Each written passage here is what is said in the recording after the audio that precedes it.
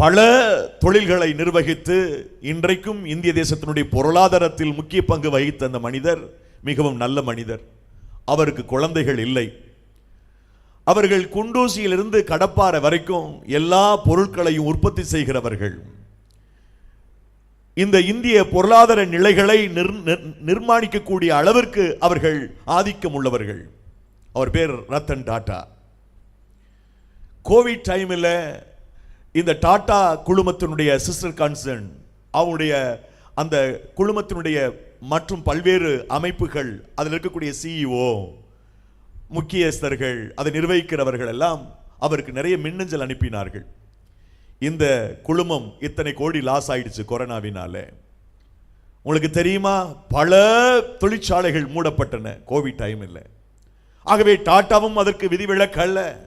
அவருடைய பல்வேறு குழுமங்களிலே நஷ்டம் ஏற்பட்டது. மின்னஞ்சல் வந்து கொண்டே இருந்தது, இத்தனை கோடி நஷ்டம், இத்தனை கோடி நஷ்டம். அவர் அந்த கோவிட் கடந்து போகிற அந்த அந்த அந்த கொடூர காலங்கள் முடிகிற அந்த தருணத்தில் மும்பைக்கு முக்கியமான அப்படிப்பட்டவர்களை அழைத்து அவர் உள் அரங்கத்திலே பேசினார்.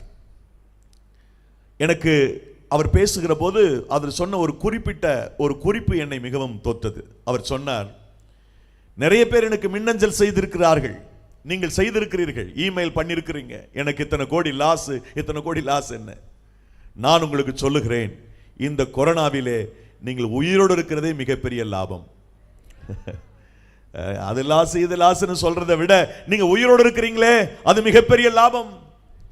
அப்படித்தான் தேவ பிள்ளைகளே, நாம் ஜீவனோடு இன்றைக்கு இருக்கிறோம்னு சொன்னால் அது ஆண்டவர் நமக்கு பாராட்டி இருக்கிற மிகப்பெரிய கிருபை. கிருபை, நம்முடைய சபையினுடைய பேரே கிருபை.